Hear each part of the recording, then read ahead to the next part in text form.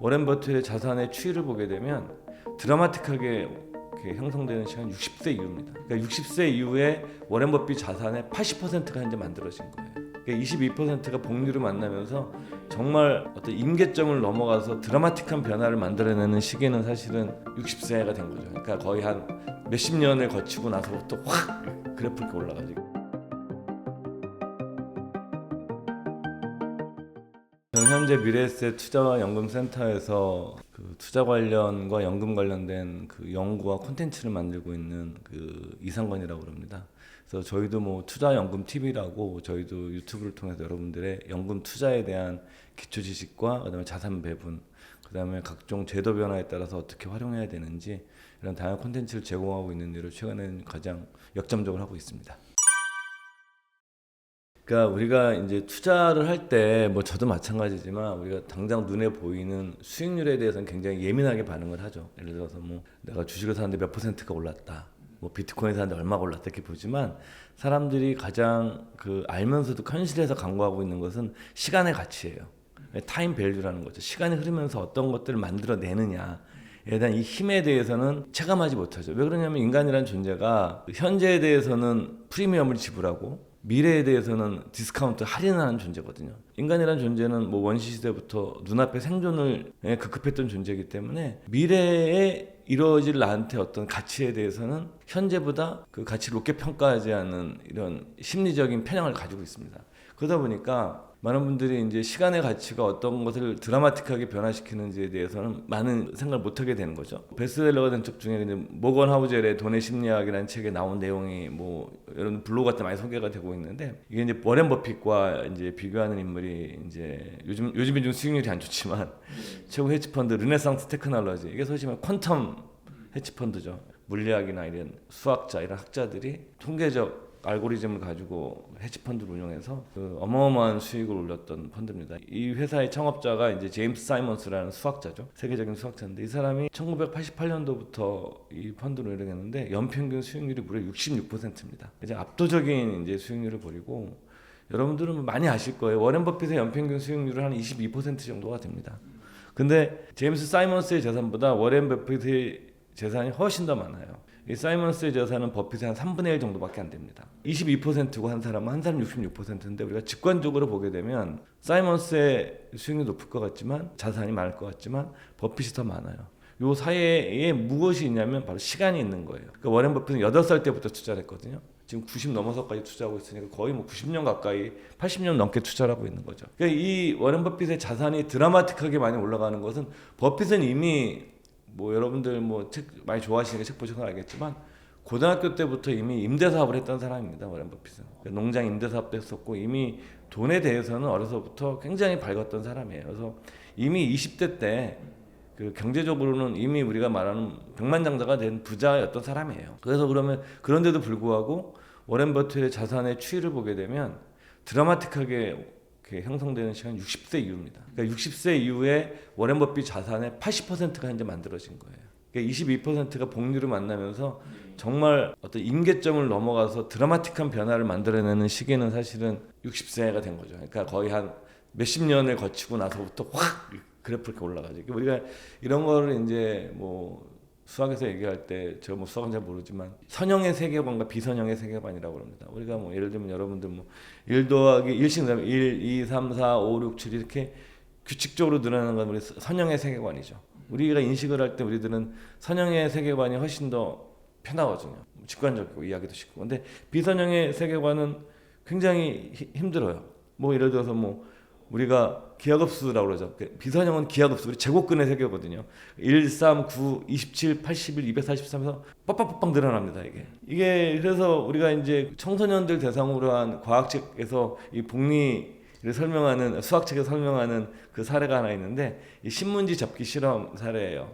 저도 이게 청소년 교양책에서 제가 찾아냈던 건데, 두께가 0.2mm, 0.2mm면 정말 작겠죠. 1cm도 안 되는 거니까.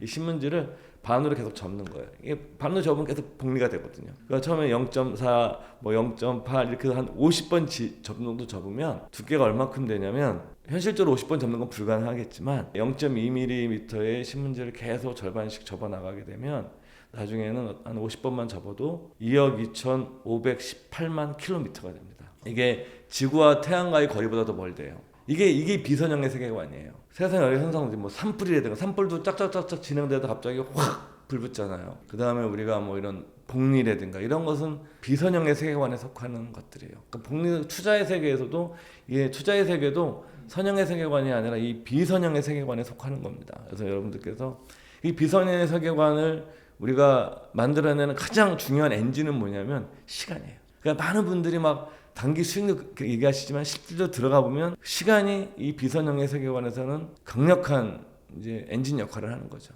그래서 이제 뭐 유명한 투자가들도 그렇고 뭐 아인슈타인도 그렇고 이런 사람들이 정말 복리에 대해서 이렇게 얘기를 많이 하고 있는 거죠.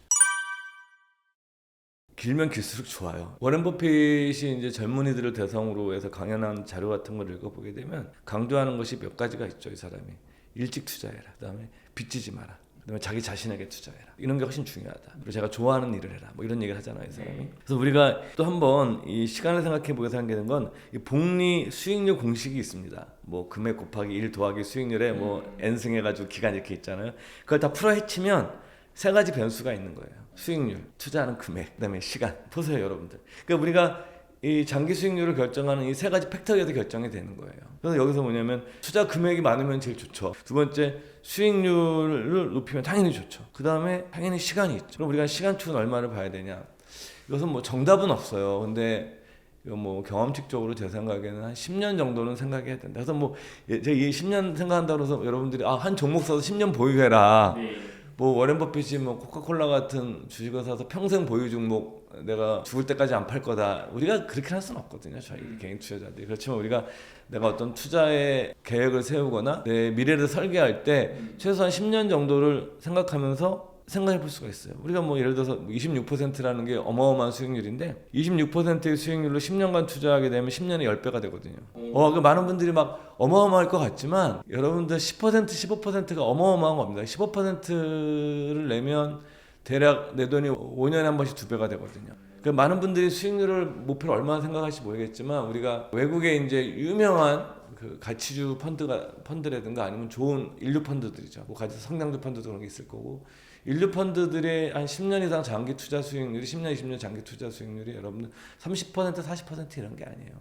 대략 그들이 걸쳐 있는 수익률 구간이 10에서 한 15% 구간 정도에 걸쳐져 있습니다. 10에서 15% 정도를 내면 내 돈은 5년이나 7년에 한 번씩 2배를 만들어 나갈 수가 있어요. 한 10년, 20년 지나게 되면 굉장히 이제 드라마틱하게 변화가 되는 거죠. 그리고 또 하나가 이제 우리가 복리 투자에서 요즘 개인 투자자분들이 많이 하시죠. 예를 들어서 우리가 그 ETF 중에 월배당 ETF 주는 거 받아가지고 계속 재투자를 합니다. 여러분들 생각해보기에 왜 그러냐면 이 재투자 효과가 굉장히 중요한 거예요. 그래서 뭐 대표적으로 이제 우리가 내가 매월 들어오는 돈을 가지고 계속 재투자가 되면 뭐 예를 들면 우리가 이제 배당 다우지수 ETF 같은 걸 사례를 들게 되면 작년에는 배당 성장률이 한 3%대밖에 안 됐어요. 이게 이제 현재 배당 수익률이 한 3.5 정도 될 거고. 근데 과거 10년치는 배당 성장률이 연평균 12% 정도 됐었어요. 그러니까 매년 배당금이 12%씩 증가하면서 이걸 내가 계속 재투자를 하게 되면 배당 성장이 되면서 배당금의 재투자가 이러니까 복리가 이중 구조가 돼요. 그래서 여러분들께서 이제 S&P 500이 가장 대표적인 이제 시장 인덱스인데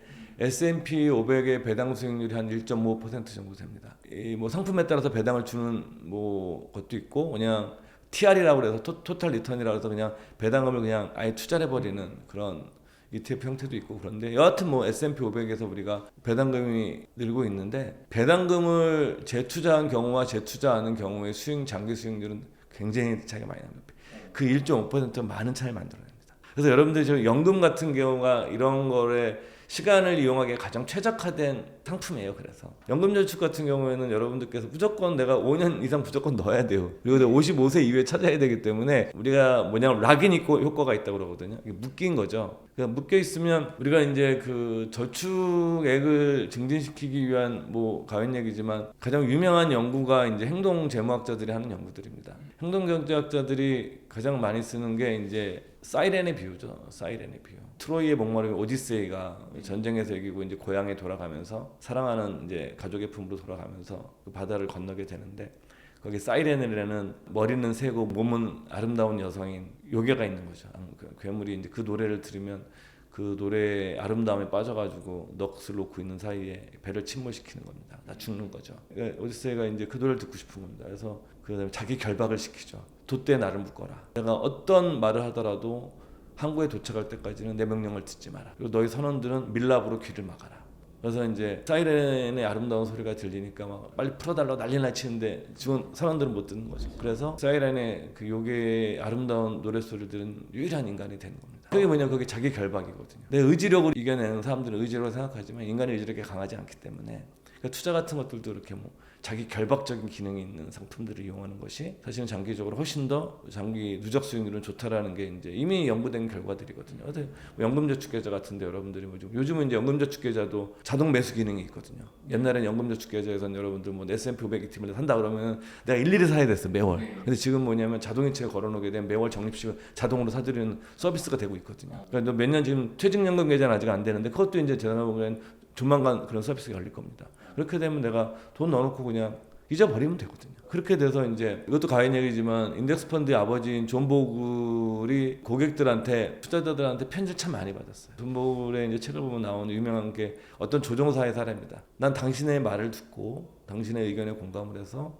그냥 나는 그 투자도 잘 모르겠고 그렇지만 S&P 500이란 사는 거는 미국이라는 나라에 투자하는 거기 때문에 우리 나라를 믿었고 나는 그래서 그냥 나는 돈 생길 때마다 자동으로 그냥 이체시켜놨다. 근데 내가 은퇴할 때 보니까 내가 백만장자가 돼 있었다. 연금 백만장자가 돼 있었다. 당신이 너무 고맙다. 내가 한 것이라고는 아무것도 한 것이 없다. 이것이 뭐냐면 우리가 자기 결박 기능과 그다음에 재투자, 시간이 만나면 이제 만들어낼 수 있는 강력한 변화들이죠. 이게 우리가 이제 시뮬레이션이라는 것 자체는 사실 본질적으로 과거 데이터를 쓰는 겁니다. 그리고 인간이 미래 데이터를 쓸 수는 없거든요. 그래서 우리가 또 그 데이터를 쓸 때 가장 기본이 되는 거는 미국의 시장 수익률이에요. 우리가 S&P 500이라는 것은 ETF라는 것은 처음에 나온 건데 그게 S&P 500이라는 것이 시장이라는 개념이 된 거는 S&P 500대 기업이 미국 전체 주식시장의 시가총액에서 차지하는 비율이 80 내지 90%가 됩니다. 딱 그렇기 때문에 이거는 시장을 대표하는 수익률을 할 수가 있는 거예요. 실제로는 시장 전체에 대한 인덱스도 있습니다. V505인가 그런 그 ETF도 있습니다. 미국에. 한국에는 그게 없지만 뭐 그런 거 같은 경우도 뭐 사시는 분들 많으세요. 그건 전부 다 사는 거예요, 진짜로. 시장 그냥 통째로 사버리는 거예요. 그래서 이제 S&P 500이나 뭐 V505나 이게 사실 거의 동일한 효과가 발생하거든요.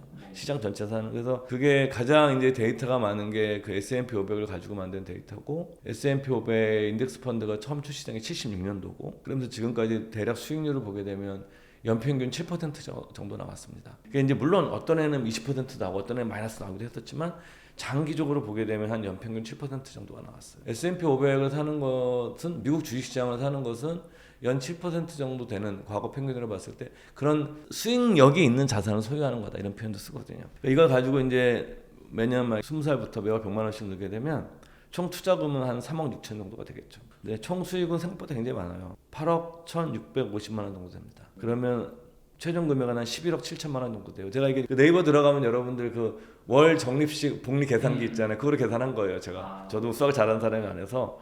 근데 여기는 또 한 가지가 함정이 있어요. 배당은 재투자하지 않는 거예요. 그러니까 지수 상승 여기서 만약에 1.5%씩 계속 배당을 내가 뭐냐면 50살까지 누적적으로 또 복리효과를 발생하게 되면 더 많을 거예요, 금액이. 그래서 생각보다 훨씬 파워풀한 거예요. 7% 비가 아닌 것 같지만 여러분들 배당이 재투자되면서 계속 가면은 굉장히 파워풀한 그 결과를 만들어냅니다. 그래서 아까도 말씀드렸지만 제가 뭐 투자연금센터에서 이렇게 말씀드리는 게 아니라 퇴직연금이라든가 연금저축계좌 그런 어떤 우리가 비클 어떤 수단, 어떤 장치, 그러니까 가장 이렇게 장기 복리 효과를 시장 수익률에만 투자해도 최적화하게 만들 수 있는 그런 형태의 자산, 그 상품인 거예요, 그런 것들이. 저는 이 주의사항 이런 표현보다는 적립식 투자의 원리를 한번 잘 생각해 보셨으면 좋겠어요. 영어로 원래는 적립식 투자란 말이 한국에 번역이 됐지만 영어로는 달러 코스트 에버리징이에요. 그러니까 달러 주식을 사는 코스트 비용을 평균화한다는 거예요. 이걸 우리나라 말로 직역하게 되면 제 생각에는 지금 적립식 투자를 우리는 쓰고 있지만 평균 단가, 평균 가격, 분할 나눠서 사는 방법. 평균 가격에 내가 나누어서 산다라는 그 개념을 가지고 있는 거예요. 이제 우리나라에서는 이게 2000년대 초에 이제 이 저금 시대가 시작되면서 이제 적립식 펀드라는 형태로 새로운 상품처럼 등장을 했지만 원래부터 있었던 책이고 그다음에 이제 뭐 워렌 버핏의 스승인 벤자민 그레엄이 쓴 현명한 투자자에도 정시 투자 방법이 나옵니다. 이미 이제 오랫동안 있던 방법인데 그럼 이게 어떤 거냐? 그 몇 가지 생각의 전제가 있습니다. 첫 번째 뭐냐면 정시 투자를 하는 가장 큰 이유는 나는 시장 전망을 맞출 수 없다. 이게 깔려 있는 거예요. 그렇잖아. 내가 맞출 수 있으면 뭐하라 정시주를 평균 가격에 삽니까? 바닥에 서서 꼭대기에 팔지. 그러니까 나는 바닥과 꼭대기를 맞출 수 없어. 그렇지만 나는 알아. 주가는 항상 오르고 내린다는 건 난 알아. 첫 번째 전제. 두 번째, 나는 바닥이 어딘지 몰라. 그래서 나는 한 번에 사지 않고 나눠서 살래. 시점의 분산이라는 게 숨겨져 있는 거예요, 개념 속에. 그 다음에 세 번째, 적립식 투자에는 여러분들 만기가 없어요. 그 저축과 투자의 가장 큰 차이는 만기 구조의 차이예요. 저축은 은행에 예금 드는 거는 1년짜리 예금을 들면 여러분들이 이제 그건 내가 저축하는 거잖아요. 저축의 본질은 내가 작은 대여자가 되는 거예요. 내가 은행에 돈을 빌려주고 1년 뒤에 원금과 이자를 받는 거예요. 당연히 내가 자금 대여해 주는 거기 때문에 대여해 줄 때 무한대로 대안해 줄 수는 없잖아요. 유일하게 뭐 영구채라고 그러는데 그 발행할 수 있는 거는 뭐 금융기관도 발행하지만 정부라든가 아주 신용 등급이 높은 이런 것들만 발행할 수 있지 우리가 무한대로 돈 빌려줄 수 있는 사람 누가 있겠어요. 그렇기 때문에 만기가 있는데 투자는 만기가 없어요. 그렇잖아요. 투자는 내가 팔기 전까지는 만기가 없는 거예요. 그러니까 정액투자의 본질은 뭐냐면 여러분들 사는 시점보다도 더 중요한 건 파는 시점이에요. 그렇죠? 내가 파는 시점에 마이너스를 아니면 되는 거잖아요. 그럼 마이너스면 어떻게 하겠어요? 그래서 주구장창 넣으면 되는 거거든요. 기본적으로 이것을 이해를 해야 돼요. 그래서 정액투자의 투자하기에 가장 뭐 여러 가지 개별 종목도 쓰고 다 할 수 있지만 가장 사실 정액투자를 하기 심플한 방법이 시장 자체를 사는 거예요. 그리고 시장 오르고 나니까 내가 뭐 모르죠. 내가 뭐 어떻게 될지 몰라겠지만 오르고 내리는데 내가 사들이면 언젠가는 어떻습니까? 언젠가는 이게 뭐 오르거든요. 그래서 이거를 이제 시뮬레이션한 결과들을 보게 되면 적립식으로 투자한 경우에 S&P 500이죠. 뭐 대표적인 미국 시장 수익률 이거는 그런 통계들은 미국이 가장 많이 가지고 있기 때문에 우리가 뭐 그걸 인용할 수밖에 없는 건데 평균적으로 5년에서 7년 정도 적립식으로 하면 단 한 해도 마이너스가 안 나요. 플러스는 차이가 굉장히 심하지만 그래서 이거는 여러분 또한 마지막 포인트입니다. 적립 투자를 하려는 이유는 잃지 않으려고 하는 초점이 맞춰져 있는 거예요. 많이 버는 건 알 수 없고 그치 많이 버는 건 시장이 벌어주는 거니까 그건 내가 잘 모르겠지만 내가 계속 사들이면 어느 시점에 오를 테니까 그땐 그만 팔면 나는 잃지 않아 이런 생각이 깔려 있는 거예요. 그래서 물론 이제 개별 종목 분석 능력이 있고 펀드 선택 능력이 있으신 분들은 그런 거에 적용하시면 되고 난 뭐 그것 잘 못해 난 정말 잘 모르겠어 그리고 뭐 펀드 그런 것도 어렵고 나는 뭐 개별 종목도 너무 어려워 근데 나는 내 자산에 주식 포트폴리오 좀 가져가고 싶어. 그럴 때 시장을 통째로 사는 전략이 적립식에는 가장 좀 잘 궁합이 맞는 방법이라고 할 수가 있죠. 그게 이제 우리가 전체적으로 보면은 최근에 논의가 많이 되고 있는 그 주주 환원 문제도 좀 관련이 있다고 생각하는데 물론 이제 미국이라는 나라 자체가 가장 세계에서 성공한 자본시장을 가지고 있는 나라고 전 세계 기술 혁신의 뭐 절반 이상을 해내고 있는 나라죠. 그리고 군사적으로도 가장 압도적인 나라고 뭐 자원 부기도 하고 정말 축복받은 나라죠. 그다음에 인구 고령화 이런 문제도 세계에서 가장 탄력적으로 정책을 펼 수 있는 나라죠. 왜냐하면 전 세계에서 똑똑한 사람들이 다 미국으로 이민 가고 싶어하기 때문에. 그래서 지금 뭐 실리콘밸리에 인도계 출신들이 전부 다 CEO를 하고 있는데 그들도 다 미국으로 그런 인재들이 다 미국으로 가는 거거든요. 그렇기 때문에 미국은 인재부터 자본부터 기술 혁신부터 다 가지고 있는 자원까지도 가지고 있는 나라 이런 거죠. 이런 건 우리가 어떻게 할 수 없는 거고 우리가 이제 좀 좁혀서 이 주주 가치에 관한 문제를 보게 되면 미국의 이제 S&P 500 시장 수익률 한 7% 정도 나오는데 우리가 이제 제가 한번 자료를 찾아봤었는데 지금 배당이 한 1.5% 나오거든요. 근데 70년대에 이제 미국이 스태그플레이션 시기였었어요. 그러니까 주가가 굉장히 많이 빠졌었거든요. 그때 S&P 500의 시장에 배당 수익률이 한 4.7, 4.5까지 나왔었어요. 물론 그 당시에 이제 금리가 10%가 넘었었으니까 낮긴 낮은 거죠. 그렇지만 한 4.5 정도에서 4.7 정도 나왔더라고요. 얘들이 그 70년대 주가 많이 빠졌던 시기죠. 근데 왜 그 배당 수익률이 낮아졌나 생각을 해봤더니 그게 아니었어요. 미국이 이제 그 S&P 500 기업들의 자사주 소각 이게 한 2.5% 정도 돼요. 그러니까 매년 주식이 사라지는 거예요. 최근에 이제 지금 애플 같은 경우가 이게 뭐 적합한지 아닐지 모르겠지만 애플은 자본금이 줄고 있어요. 이거 굉장히 웃기는 거거든요. 우리가 전통적인 사고방식에서는 기업이 돈을 몰면 자본 잉여금이 쌓여서 자본이 더 축적돼서 자산이 많아진다고 개념을 했는데 애플은 계속 현금 흐름이 너무 좋으니까 현금 흐름으로 계속 주식을 없애버린 거예요. 그래서 자본금을 줄이니까 주가 계속 올라가겠죠. 시가총액이 커지니까 한 주당 가격은 계속 올라가는 거예요. 이런 현상이 발생했던 거예요. 그러니까 자기 하방력성이 가만히 물론 좀 많이 떨어지긴 했지만 최근에는 그렇게 해서 계산해 보게 되면 얘네가 한 4% 정도 자산이 되는 거예요. 그 다음에 이제 기업의 수익 성장. 그러니까 기업 미국의 경제 성장률 한 2% 정도 되게 되면 당연히 뭐 이게 적합한 아니지만 비율은 아니지만 GDP가 2%라는 것은 사실은 그 GDP 만들어내는 가장 원동력은 기업이거든요. 그러니까 이제 그게 한 2, 3% 되면 대략 7%가 나오는 거예요. 더하면 기업의 수익 증가분, 그다음에 주주 가치 환원분. 이것이 합하면 대략 7% 정도 자산을 만들어내는 게 아닐까 싶더라고요, 저는. 근데 한국은 여기서 이제 이 주주환원 분야에서 만드는 가치가 너무 떨어지는 거죠. 그래서 이제 지금 최근에 이제 이거에 대한 인식이 많이 바뀌고 있고, 그리고 또 일부 기업들도 주주 가치 얘기를 계속 얘기하면서 뭐 배당 정책이라든가 자본 배분 문제라든가 뭐 자사주 소각 문제라든가 배당 정책 이런 것들에 대해서 지금 바꾸려는 노력들이 많이 있고 있습니다. 그래서 뭐 우리나라가 이제 뭐 직접적인 주주화원이 배당 더하기 자사주 소각이거든요. 직접적인 그 주주 입장에서 받는 직접적인, 물론 이것을 많이 나는 좋은 것만은 아니에요. 기업이 사실은 뭐 배당과 자사주 소각을 하지 않더라도 계속 성장을 해서 주가 오르기 제일 이상적인 거거든요. 그게 어떻게 보면 기업의 자본주의를 움직이는 기업의 가장 큰 책무기도 하고. 그렇지만 이제 현실적으로 기업의 성장이라는 것 자체는 이게 영원한 성장이 있을 수 없기 때문에 어느 시점이 성장이 지체가 되고 그러면 이 자본 효율성을 개선하기 위해서 그 주주 입장에서는 배당도 늘려줘야 되고, 이번에 이제 메타 같은 경우가 배당금을 시작했습니다. 미국의 옛날 페이스북이죠. 의미 있는 변화입니다. 이런 소위 말하는 IT 기업이 어느 순간 하다가 뭐 마이크로소프트사도 계속 배당 안 하다가 이제 20년 전부터 배당을 했었는데 20년 누적 배당금이 엄청납니다. 그래서 혹시도 이제 메타도 그런 변화를 할지 아직 모르겠죠. 저는 뭐 주식 전문가는 아니니까. 뭐 이제 그런 변화가 나타나거든요. 한국 사회도 이제 그런 것이 나타난다 그러면 이 극단적인 좀 저평가 현상들이 좀 해소가 되지 않을까. 그래서 저는 많은 분들이 국장을 버리고 미장으로 간다는 분도 있는데, 좀 개인적인 사견이지만 저는 그냥 국장과 미장을 같이 가져가는 것이 사실은 한국에서는 현실적인 전략 아니냐라고 저는 생각을 하고 있습니다. 그래서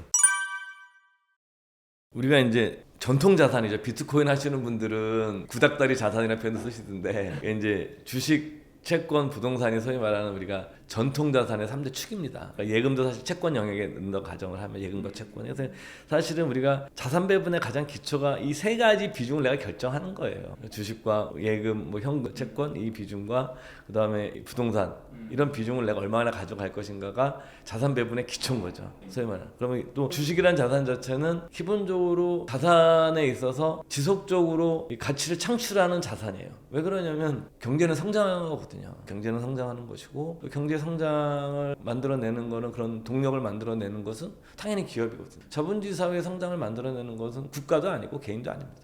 결국은 기업이 만들어내는 거거든요. 그냥 본질적으로는.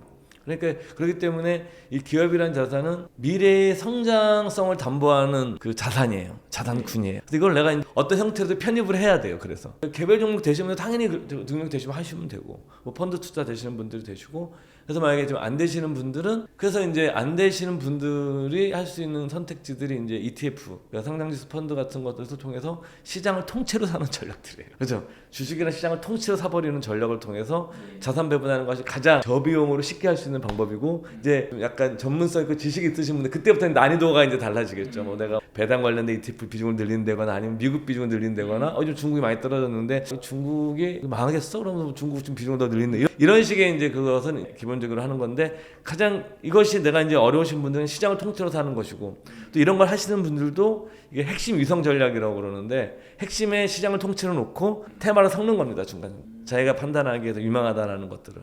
또 이것을 내가 뭐 일시금 넣기도 하고, 내가 예를 들면 뭐 테마는 좋긴 한데 뭐 일단 로보틱스 같은 게 잘 될 것 같긴 한데 변동성이 있잖아요.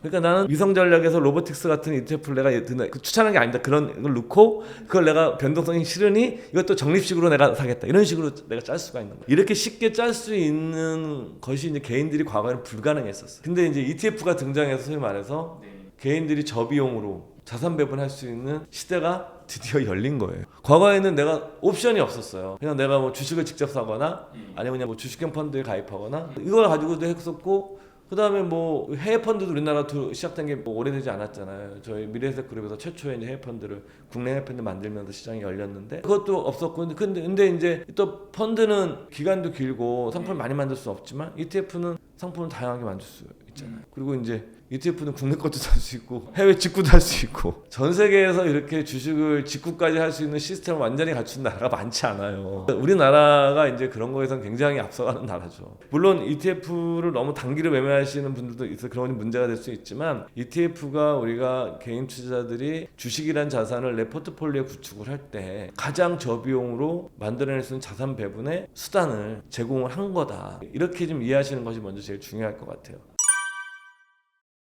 저는 개인분들이 한 3가지 정도를 생각을 하셨었으면 좋겠어요. ETF의 초기 정신이죠. 초기 정신은 뭐냐면 인덱스 펀드예요. 그러니까 우리가 이 자본시장에서 투자 산업에서 그 S&P 500 인덱스 펀드의 등장은 하나의 엄청난 도전이자 혁신인 거였습니다. 그러니까 이게 뭐냐면 우리가 액티브, 그러니까 내가 직접 사고 팔거나 펀드 매니저가 사고 파는 이런 액티브의 시대에서 패시브의 시대가 공존하도록 수동적인 투자죠. 시장을 사는 것은 내가 선택하는 게 아니라 시장에 냅두고 냅두는 거예요. 그냥 가만히. 근데 이 패시브 투자, 수동적인 투자의 시대를 만들어 놓은 게고 지금 현재 세계에서 전 세계에서 가장 큰 펀드는 S&P 펀드예요. 다 합산을 하면 우리나라 거, 중국에도 있을 거고 미국에도 있을 거고 뭐 미국에도 제일 큰 펀드지만 다 합하면 전 세계적으로 제일 큰 펀드일 거예요. 그래서 이게 약간 너무 커지는 것에 대한 그 걱정도 있어요. 사실은 비판도 좀 있고 그거는 뭐 제가 그런 뭐 학자가 아니기 때문에 제가 거기까지는 하지만 이게 그래서 이제 76년도에 존 보글이 ETF가 아닌 인덱스 펀드를 만들어낸 거죠. 그것 자체가 이제 우리가 운용하는 방법에 엄청난 혁명적인 변화를 만들어낸 거거든요. 그 인덱스 펀드를 ETF로 한 것이 첫 번째 아이디어예요. 그래서 우리가 뭐 ETF 지금 굉장히 다양하게 진화해 왔거든요. 뭐 액티브의 ETF, 테마형 ETF, 그다음에 뭐 여러 가지 형태들의 우리가 생각할 수 있는 거의 모든 종류의 상품들이 ETF를 하고 있어요. 우리가 원자재라든가 실물 자산까지도 금도 나왔고 그때 비트코인까지 나왔으니까 우리가 상상할 수 있는 모든 자산들은 거기다 만들 수 있는 이런 굉장히 유연한 상품인 거죠. 그렇지만 이것의 원 뿌리는 인덱스 펀드를 주식처럼 거래할 수 있는 거를 만들자라는 게 시작인 거예요. 그래서 ETF의 첫 번째는 제가 보면 기본은 시장을 사는 ETF가 기본이다라는 거예요. 접근하실 때. 두 번째, 그 ETF를 이용하실 때는 자산 배분 수단이다. 아까도 말씀드렸지만, 그래서 우리가 자산 배분을 살 때도 자산 배분을 할 때 기본적으로 저는 ETF를 통해서 할 때 하나의 ETF보다도 우리나라와 뭐 미국 이런 식으로 국가 간 자산 배분이 절대적으로 중요하다라고 생각하고 그래서 아까 말씀드린 것 중에 핵심 위성 전략 같은 방법을 통해 쓸 때 시장을 사는 S&P 500이라든가 뭐 VO라든가 이런 통치로 사는 이런 전략과 다른 거를 할 수 있는 방법을 쓰는 그런 ETF들 좀 그런 전략을 짜는 것이 좋고 최근에 이제 많이 하시잖아요. ETF가 가장 좋은 것 중에 하나가 저는 이것이 굉장히 매력적인 대목이라고 생각하는데 매월 캐시플로우를 만들어낼 수 있는 자산들이 있는 거죠. 예를 들어서 뭐 리츠도 그렇지만 리츠 관련된 ETF도 있고 그 다음에 뭐 배당 ETF도 있고 뭐 요즘 굉장히 많이 하고 저도 사실 좀 가지고 있는 거지만 월 분배형 ETF 같은 것들이 있는데 이게 이런 것들은 내가 뭐냐면 특히 이제 내가 퇴직을 앞두고 있거나 이렇게 노후 준비를 하고 있거나 내가 아니면 젊은 분들이지만 내가 장기적으로 배당을 계속 받아서 재투자 효과를 극대화하고 싶으신 분들은 내가 배당 받아 내가 또 딴 걸 사도 되거든요. 내 포트폴리오에. 그러니까 자금에 이제 소위 말하는 파이프라인처럼 쓸 수 있거든요. 뭐 예를 들어서 뭐 나 1억을 내가 만약에 월 배분형을 샀는데 한 4% 나온다 그러면 1년에 400만 원의 신규 투자 자금이 창출되는 거잖아요. 젊은 분들 입장에서는. 나이 드신 분 입장에서는 400만 원 한 달치 뭐 한두 달치 생활비가 나오는 거잖아요. 그러니까 이런 월 배분형 상품들을 몇 가지를 잘 조합하시는 것도 한 가지. 시장을 통째로 사거나 핵심 이성 전략으로 내가 자산을 구성하거나 아니면 캐시플로우형 나오는 자산들을 계속 게더링 우리가 저거거든요. 그러니까 주식을 거래자처럼 접근하지 말고 이런 캐시플로우 나오는 자산을 사고 싶은 사람들은 게더링, 그러니까 자산 수집과의 관점에서 접근해야 된다. 사서 모으는 거죠. 여러분들이 뭐 부동산 같은 경우도 임대료가 계속 나오면 그걸 팔 이유가 없잖아요. 근데 주식은 더 좋은 자산이에요. 어떤 그런 면에서. 물론 이거 반대하는 분도 계시지만 제가 보면 장기적으로 부동산도 굉장히 훌륭한 자산이지만 주식도 이에 못지않게 훌륭한 자산인 게 뭐냐면 부동산은 가격이 오르는 게 가치잖아요. 근데 이게 뭐냐면 주식은 뭐냐면 배당금도 줄고 기업 가치도 오르고 배당금도 더 늘어날 수가 있어요. 기업이 좋아지면. 그리고 이것이 성장이 계속될 수가 있어요. 이론적으로는. 그러니까 이론적으로 기업의 성장은 무한대거든요. 부동산의 성장은 무한대가 아니에요. 건물이 낡아지거든요. 감가상각이 이러지만 주식은 감가상각이 이루어지지 않거든요. 이론적으로는. 우리가 와서 반대하시는 분, 부동산 좋아하시는 분 반대하시겠지만 그래서 그렇기 때문에 이런 월 분배형 이런 자산을 단순하게 사고 파는 투자 대상이 아니라 내가 장기적으로 내 캐시플로우를 창출해내기 위한 자산을 수집하듯이 접근하는 이런 거를 활용하시면 의외로 블로그 같은 데 보게 되면 제가 뭐 어떤 분을 추천할 수 없지만 깜짝깜짝 놀랄 정도로 이런 관점에서 쫙 쓰신 글들이 너무 많아서 저도 가끔 들어가서 봐. 야, 정리 너무 잘해놨다. 그래서 도움을 많이 받는데 그런 거 좀 읽으시면서 캐시플로우형 자산들을 여러분들 한 30대부터 50대까지 20년간 내가 자산을 게더링해 나가면 50대 쓸 때 여러분들 그냥 ETF에서 목마루 한 3천만 원 정도 캐시플로우 나오면 대충 국민연금 받고 연금저축 계좌 대충 하고 그러면 여러분들 노후준비 대충 다 할 수 있어요. 너무 제가 이상적인 시나리오를 말씀드리는 것 같지만 다행히 그런 수단이 지금은 많이 만들어졌다는 거예요. 과거에는 없었겠지만. 일단은 투명하죠. 어디에 투자하는지 딱 알 수 있죠. 편리하죠. 그 다음에 비용이 싸죠. 그리고 이제 투자 금액이 작아도 되죠. 그러니까 소액으로 접근 가능하고 투명하고 편리하고 비용이 싸고. 그러니까 이렇기 때문에 ETF를 뭐 물론 이제 비판하시는 분들 중에는 너무 잦은 매매를 유도한다라고 비판하는데 그뭐 타당한 어느 정도 타당한 편이기도 합니다. 제가 보기에도 너무 매매를 자주 하면 안 좋거든요. 그런 연구들은 많이 있어요. 이미 매매 회전율이 많은 계좌와 회전율이 낮은 계좌들에 대한 실제 미국에서도 계좌를 다 집중 조사를 해보게 되면 장기적으로 매매 회전율이 낮은 계좌 수익률이 더 좋아요. 이건 다 일관되게 나타나는 연구 결과들이에요. 실증적으로. 물론 사람에 따라서 몇 명의 편차는 있지만 전체 평균으로 봤을 때 항상 그런 값이 나와요.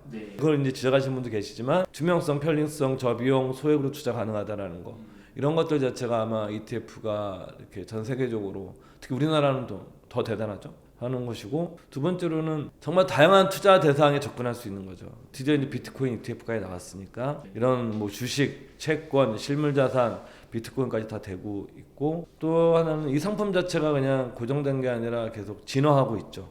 처음에 지수형에서 테마형에서 월 배분형에서 그다음에 액티브 ETF까지 해서 계속 만들어지고 있어요. 그러니까 이제 시장의 수요에 능동적으로 이 투자회사들이 접근할 수 있는 또 이런 장점이 있어서 아마 ETF 시장은 가장 크게 성장하지 않을까. 그래서 저는 옛날에 한번 이게 우스갯소리인데 ETF가 성장을 하면 어떤 회사들이 돈을 벌까 이런 생각을 하다가 제가 신문을 보다가 바보였구나 생각했는데 지금은 아닌데 그 당시에 MSCI랑 S&P 스탠다드 푸어스를 지수를 발표하는 SPGI죠. 스탠다드 푸어스 인터내셔널 SPGI 그룹 인터내셔널 하여튼 그 SPGI 그 티커 SPGI인데 스탠다드 푸어스 회사죠. 신평회사. 신용평가회사. 전 몰랐는데 저는 SPGI랑 그다음에 MSCI가 상장돼 있는 회사인지 몰랐었어요. 그때 ETF 폭발적으로 늘어날 때 그 주식을 사는 사람도 더 많이 벌었습니다. 그것도 사실은 지수를 투자하는 효과가 있는 거예요. MSCI 지수랑 이 지수 사업자들은 종목 추천은 아닙니다. 지금은 수익은 그때 사시면 다 물렸어요. 지금은 추천하는 게 아닙니다. 이거는 그냥 사례를 들은 건데 이 지수 사업자들은 그냥 지수만 만들어 놓고 자릿세 맞는 거예요. 수익 모델이 너무 완벽한 거죠. 기업의 입장에서는 S&P 500 같은 건 대체도 불가능하고 완벽한 해결을 가지고 있고 뭐 그런데 그걸 사시는 게 말씀이 아니라 그래서 가변 얘기인데 그렇게 이런 지수도 많이 만들어지고 이러기 때문에 아마도 ETF 시장은 더 성장하지 않을까라고 생각하고 있습니다. 그 너무 이제 이게 뭐 주식도 마찬가지지만 뭐 너무 핫한 것들은 좀 조심을 하셔야 된다. 이게 뜨거운 것이 항상 더 가기도 하지만 뜨거운 것이 또 손을 데이기도 하거든요. 그래서 저는 ETF 투자할 때 가장 기본이 되는 것부터 시작하자. 시장부터 사시면서 훈련도 하고 좀 정립식으로 사시고 그러면서 내가 어느 정도 경험이 쌓이면 내가 이제 자산 배분 형태로 포트를 몇 개 짜서 해보고 이렇게 접근하시거나 나 이것도 너무 어려워. 근데 나는 그냥 뭐 좀 편했으면 좋겠어. 이런 분들 이제 월 배분형 중에서도 좀 변동성이 낮은 걸 찾아서 그냥 계속 캐시플로 받아가면서 현금 모아놨다가 많이 좀 떨어지면 좀 더 사고 이렇게 좀 조심해서 접근하시는 전략이 굉장히 재미없어 보이지만 장기적으로 보면 좀 속편한 방법이다. 그쵸. 사실은 뭐 저 개인적인 얘기지만 저는 그 두 개밖에 없어요 거의. 그래서 저도 뭐 이것저것 했었지만 뭐 나이가 있고 이러다 보니까 저도 이제 몇 년 안 있으면 이제 저도 이제 뭐 직장생활을 그만둬야 되는 사람인데 또 과거 해왔던 것도 복귀를 해보고 그러니까 시장이랑 그냥 뭘 배분형 사는 것이 사실은 이게 가장 사실 속편한 방법이었구나 결국은. 그래서 저 직원들한테 그런 얘기예요. 이제 속편한 방법이었다 결국은. 뭐 이것저것 했는데 해봤는데 어떤 땐 좋은 결과도 있었고 어떤 땐 나쁜 결과도 있었지만 그 들어간 시간과 에너지와 이런 걸 다 종합해서 보면 단순하게 이런 시장과 월 배분형 형태를 이 두 가지만 잘 조합하더라도 충분히 내가 부자는 아니더라도 가난해지지는 않을 것 같다라는 게 저희 최근의 결론입니다. 저는 이제 글로벌 자산 배분이잖아요. 자산 배분의 시각에서 일본은 미국이죠. 뭐 제가 몇 번 말씀드렸지만 가장 성공한 자본주의 국가고 그다음에 주주 환원 정책도 세계에서 가장 잘 돼 있고 그다음에 기술을 통한 혁신도 가장 많이 일어나고 있고 그다음에 인구 고령화라는 전 세계 선진국이 갖고 있는 엄청난 도전과 과제가 될 텐데 그거에서도 가장 탄력적인 인구 정책을 쓸 수 있고 이민 정책을 통해서 우리 이민자가 만든 나라고 그다음에 자원 대국이고 자원은 사실은 스스로 독립할 수 있는 나라고 자원과 기술을 다 갖고 있는 나라가 없거든요. 그다음에 전 세계에서 인재들이 모이고 그렇기 때문에 저는 자산 배분의 가장 기본은 뭐 미국이 영원히 좋을 수는 없겠지만 미국을 일부 넣는 것은 기본이고 또 하나는 중요한 건 환해질 하지 않고 해야 된다. 왜냐하면 기축통화 자산이기 때문에 내 자산의 통화에 있어서도 미국의 주식을 사시거나 아니면 뭐 S&P 500을 사시거나 뭐 미국 VO를 사시든 뭘 하든 그건 이제 투자 여러분들 판단하셔야 되겠지만 해질하지 않고 그 자산을 가지고 있는 것은 기본이다. 출발이 거기서 시작돼야 된다. 예를 들면 우리가 이제 환해지는 개인이 이제 저는 장기적으로 이거는 논란이 있어요. 과연 환해지한 것이 맞느냐 안 한 것이 맞느냐 이거는 논란이 있지만 저는 분산 투자 차원에서 통화도 분산돼야 된다고 생각하는 사람이거든요. 그러니까 뭐 한 예를 들게 되면 이런 거죠. 뭐 이것은 뭐 일어나면 안 되겠지만 우리가 이제 정부 재정이 만약에 우리가 이제 외환위기 같은 위기가 오거나 뭐 우리가 이제 금융위기 같은 것도 하나의 대표적인 사례인데 금융위기 2008년 금융위기가 사실 미국의 문제였거든요. 근데 더 웃기는 게 뭐냐면 우리나라 원화 가치가 폭락을 해버려요. 미국 애들이 잘못했는데 미국의 달러는 올라가 버려요. 그러니까 웃기는 거거든요. 우리나라가 만약에 그런 식으로 미국처럼 문제가 생기면 우리나라 원화 가치 폭락을 할 거예요. 근데 웃기는 건 미국 놈들은 지들이 잘못했는데 달러 가치가 폭등을 해요. 골 때리는 거죠. 이게 어떻게 시장이 어떻게 해석하냐면 미국이 저렇게 어려워졌기 때문에 미국이 저렇게 어려워지면 딴 나라는 더 어려워질 거 아니야? 이렇게 해석을 하는 거예요. 그게 바로 기축통화의 힘이에요. 그래서 뭐냐면 내 포트폴리오에 달러 베이스의 자산을 가지고 있는 건 일종의 보험고 같은 겁니다. 우리나라는 우리나라의 뭐 저를 욕하시는 분도 계시겠지만 우리나라는 경제적 문제에 있어서 우리나라의 운명을 스스로 결정할 수 없는 나라예요. 우리는 중국과 미국의 틈바구니에서 유연하게 대응하면서 우리가 살 길을 모색해야 되는 나라지 우리가 우리 마음대로 중국과 미국을 끊고서 살 수 있는 나라가 아니에요. 그건 북한이죠. 그래서 우리나라는 또한 두 번째로 소규모 개방 경제 국가입니다. 우리나라는 뭐 부동산 시장, 주식 시장, 외환 시장, 채권 시장 100% 개방되어 있는 나라예요. 그리고 우리나라는 경제 성장에서 차지하는 수출의 비중이 60%가 넘는 나라입니다. 우리나라는 그렇기 때문에 대외 민감도가 높고 경제 변동성이 생겨날 수밖에 없는 경제 구조를 가지고 있습니다. 거기서도 또 중요한 또 산업 구조에 있어서 반도체가 한 30% 넘게 차지하는데 이 반도체는 전형적인 우리 시클리컬 산업이라고 하죠. 경기 순환형 산업입니다.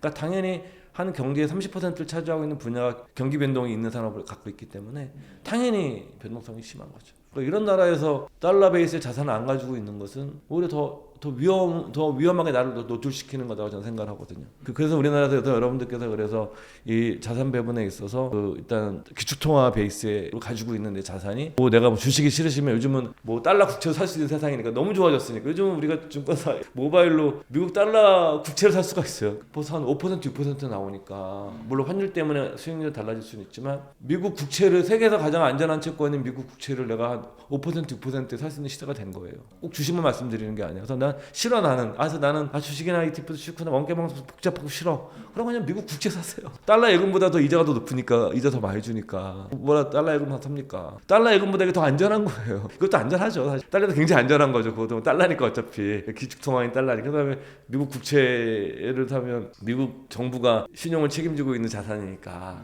뭐 그렇게 해서라도 저는 분산해 놓는 것이 맞다라고 보는 겁니다.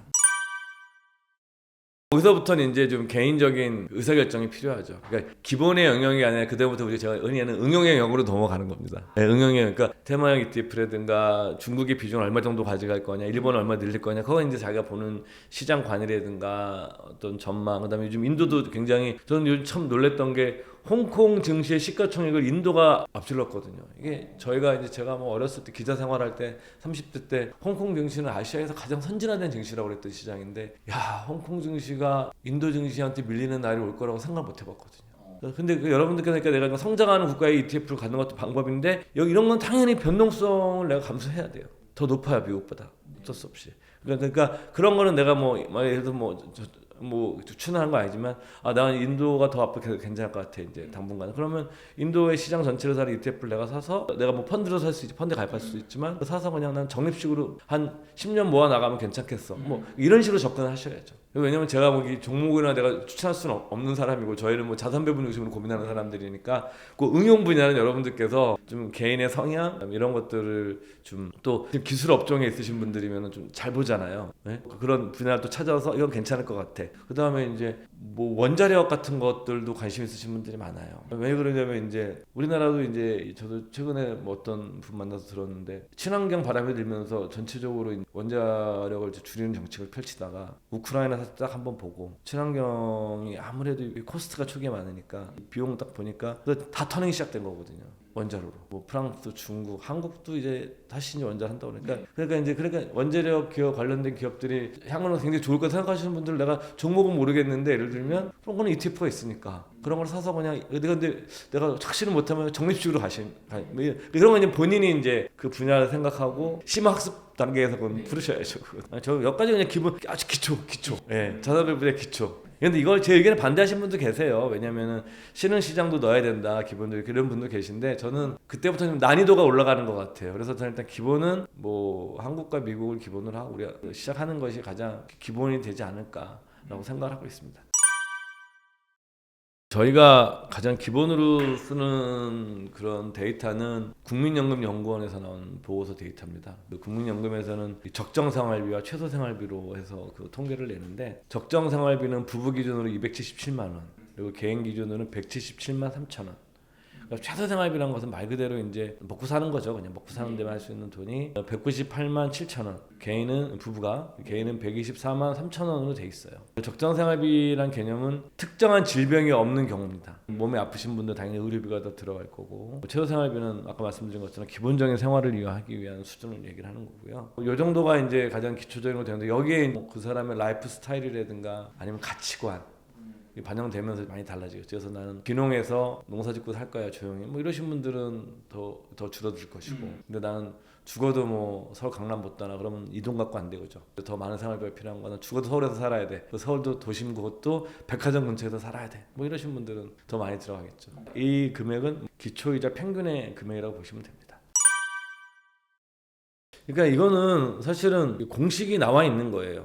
우리가 이제 어떤 공식이 있는 일들은 하냐 마느냐의 문제거든요. 그래서 우리가 이건 뭐 어느 나라든지 다 똑같습니다. 이게 우리가 그 노후 생활비를 마련할 수 있는 시스템은 기본적으로 연금을 근간으로 모든 나라들이 그 설계되어 있어요. 물론 재산이 많으신 분들에게 다 의미가 없지만 평균적인 사람들은 모든 국가에서 연금 구조를 통해서 노후 생활을 영위할 수 있도록 만들어내고 있어요. 우리나라도 마찬가지예요. 그래서 뭐 그럼 어떻게 되어 있니? 이것도 경제 3주체로 되어 있는 거예요. 경제 3주체라는 게 국가, 기업, 개인이잖아요. 연금도 마찬가지예요.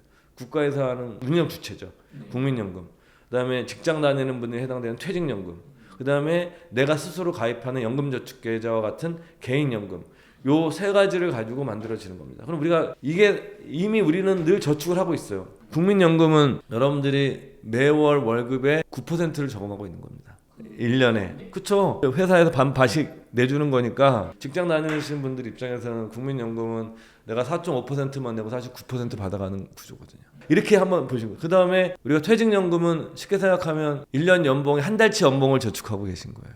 그러니까 매월 9%씩 내가 깔고 가고 있고 그죠? 그 다음에 한 달치 1년 연봉에 한 달치를 내가 퇴직연금으로 저축에 투자를 하고 있고 그 다음에 내가 연금저축계좌는 지금 이제 900만 원까지 세액공제가 되잖아요. 그러니까 넣을 수 있는 건 총 1,800만 원인데 1년에 900만 원까지만 세액공제가 되거든요. 넣는 건 1,800만 원까지 넣을 수 있고 그럼 뭐 세액공제까지만 넣는다고 가정해보면 생각해보세요. 월급의 9% 저축하죠. 12분의 1 급여에 저축하죠. 900만 원 저축할 수 있는 거예요. 생각보다 굉장히 이게 적은 게 아니에요. 여러분. 여기서 그 두 번째 남은 숙제가 있는 거죠. 이거를 이렇게 들어간 돈을 내가 어떻게 관리를 하지? 그냥 그냥 회사에서 알아서 하겠지 이러신 분도 계시겠지만 아니야 이걸 좀 잘해볼까? 그다음에 연금저축계좌를 내가 세액공제도 받지만 이걸 잘 운영해볼까? 이제 여기서 이 수익률을 높이는 게임에 들어가면 높일 수 있으면 상당히 제 생각에는 오랫동안 가져가면 할 수가 있는 거죠. 그래서 우리가 퇴직연금, 국민연금은 운영 주체가 제가 아니니까 신경 꺼버리면 돼요.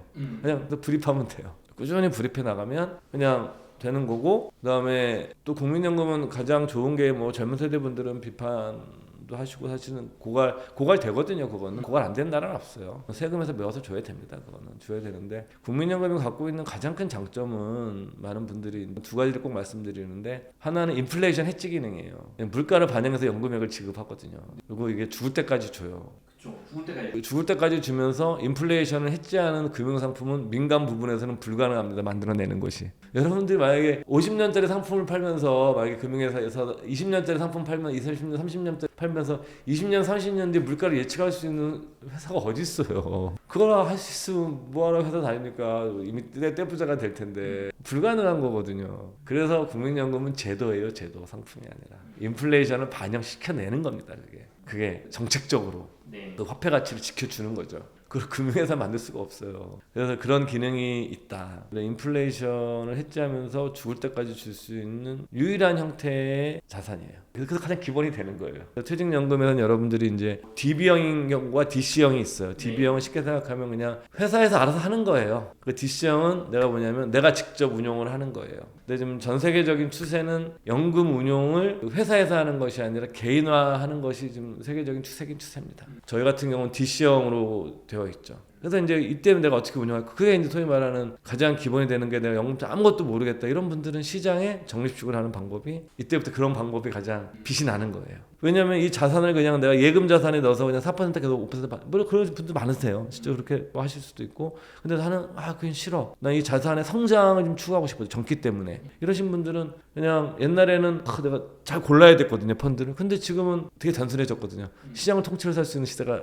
방법이 열렸으니까 ETF를 통해서 그냥 매월 사드리고 되면 또 그거를 요즘 연금저축계좌는 적립식 매수 기능도 있거든요. 그러니까 넣어놓고 그냥 계속 매월 넣으면 자동으로 매수를 해버리게 만들 수 있거든요. 이렇게 해서 하는 방법도 있고 나는 요건데 나는 S&P 500을 기본으로 하면서 나는 월 배분형도 좀 넣고 싶고 난 요즘 일본이 난 좋아 보여. 더 인도가 좋아. 근데 인도 좀 섞어서 해서 내가 짤 수 있겠죠. 그렇게 해서 여러분들이 장기적으로 이렇게 쭉 운영해 나가시면 제 생각에는 일찍 시작하시고 오래 하시면 생각보다 아까도 제가 저도 말씀드렸지만 S&P 500만 가지고 시뮬레이션 과거치긴 하지만 시뮬레이션 해보면 상당한 금액이 됩니다. 그때 지금 말씀드린 게 이제 퇴직연금을 내가 DC형으로 가져와서 연금 운용하는 방법. 연금저축계좌에 세액공제 한도가 900만 원, 총 납입 가능 한도가 1,800만 원이거든요. 그걸 내가 최대한 900만 원 채워서 그렇게 해서 운용하는 방법. 이것이 이제 가장 기본적인 거고요. 그러니까 연금저축계좌는 쉽게 생각하면은 대한민국 국민이면 누구나 가입할 수 있습니다. 깐난하게도 가입할 수 있어요. 많은 분들이 의외로 모르시는데 요즘은 좀 신세대 부부분들은 자녀들한테 일찍 그 투자 계좌를 만들어 주거든요. 태어나자마자 한 2천만 원 증여할 수 있고 또 10년 지나면 2천만 원 증여할 수 있고 20세가 넘어가면 5천만 원 증여할 수 있잖아요. 그러니까 토탈리 9천만 원까지 증여할 수 있거든요. 그거를 월 적립식으로 넣는 것도 증여할 수 있어요. 한번 신고를 해가지고 저도 한번 해본 적이 있는데 하여튼 블로그 보시면 블로그 출력해서 놓고 그대로 따라하면 되더라고요. 근데 연금저축계좌는 그래서 그런 분들이 어떻게 하시냐면 그 자녀 명의를 적립식으로 메워서 연금저축계좌를 2살짜리 3살짜리 아이들한테 만들어주고 거기에 나스닥 100이랑 S&P 500을 매월 사주시는 분들도 계세요. 얘 인생에서는 얘가 만약에 3살 60이면은 57년을 연금저축계좌로 가져갈 수 있어요. 이거는 이 시간이 갖고 있는 힘이 과거 나스닥 100과 S&P 500 수익률의 50년 수익률이 그대로 반복된다 그러면 얘는 행복한 노후를 할 수가 있어요. 그래서 연금저축계좌에서 누구나 가다하게 만들어줄 수 있는 상품 누구나 가입할 수 있어요. 그거 꼭 하셔야 돼요. 증여용으로도 만들 수 있어요. 저도 저희 아이 계좌 일단 만들어줬어요. 돈은 안 넣는데 지금 돈이 없어서. 그러니까 그렇게 하고 가입자에게 제한이 없다. 그리고 이제 5년 이상 불입하고 나중에 55세 이후에 연금으로 받지 않고 중간에 해약하면 해지 가산세를 세게 두들겨 맞는다. 페널티가 세다. 그 다음에 여러분들 연말정산할 때 소득에 따라 다르지만 13에서 16% 정도 13.2, 16.5% 소득에 따라서 세액 공제를 해준다. 그러니까 내가 만약에 13%다 그러면 내가 500만 원 넣으면 연말정산할 때 13% 잡으면 75만 원 돌려주는 거예요.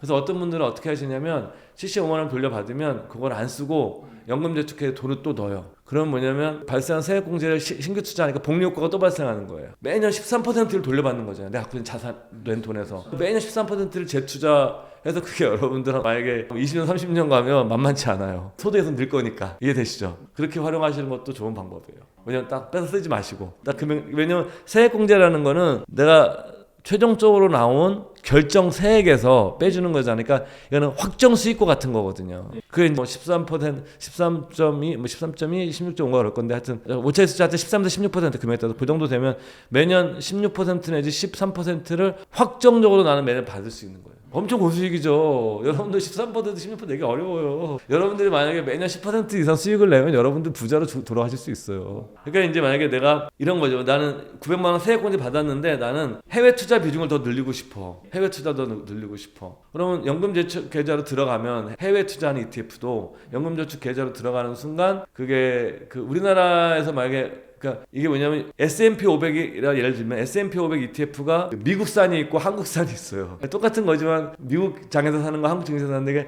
반드시 한국산이어야 돼요. 연금저축 계좌는. 그러니까 한국산을 사게 되면 이게 배당 소득세가 잡히거든요. 15.4%. 근데 이거를 연금으로 집어넣게 되게 되면 나중에 연금 받을 때 연금 소득세 5.5에서 3.3만 내면 되게 되거든요.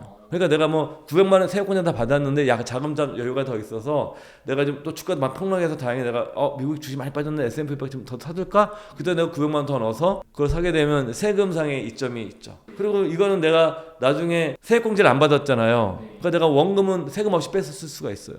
이해되시죠? 원금에서 내가 한 게 없기 때문에. 요즘은 또 이게 만들어진 게 ISA가 만들어지거든요. 그런 용도는 ISA가 더 낫죠. 왜냐면 ISA는 내가 납입한 원금을 인출할 수 있거든요. ISA도. 그래서 ISA 제도 같은 거를 같이 활용하니까 지금 이번에 정부에서 이제 IS 제도의 한도를 이어 사항 늘려주고 그렇게 되면 뭐 오히려 훨씬 더 유용하게 활용할 수가 있죠. 뭐 예를 들면 뭐 극단적인 예인데 만약에 한 6% 정도 배당 나오는 뭐 자산들이 있거든요. 뭐 주식이라든가 극단적인 얘기인데 8억이 있다. 그러면 현금이 그러면 부인 IS 계좌 4억 때려놓고 내 IS 계좌 4억 때려놓고 물론 매년 나눠서 넣어야 되지만 한 번에 이시금 넣을 수는 없지만 나도 다 때려놓고 6%면 4,800만 원이잖아요. 8억이니까. 근데 이건 4,800만 원인데 250만 원까지는 그게 없거든요. 그러면 이제 나머지 250만 원 뺀 돈에 대해서는 15.4%가 아니라 9.9% 과세하잖아요. 네, 그렇죠. 여기서는 과세하고 이게 또 분리과세 되잖아요. 딴 소득과 합산하지 않습니다. 그렇게 되면 내가 대략 한 300에서 400 정도 생활비가 나오고 원금은 계속 그대로 있고 그럼 300, 400씩 받으면서 살 수도 있고 그러면 급전 필요하면 거기서 이제 좀 팔아가지고 원금은 인출할 수 있거든요. 그 내가 만기 전이라도 이런 유연성이 생겨나는 거죠. 저는 연금저축계좌, 뭐 ISA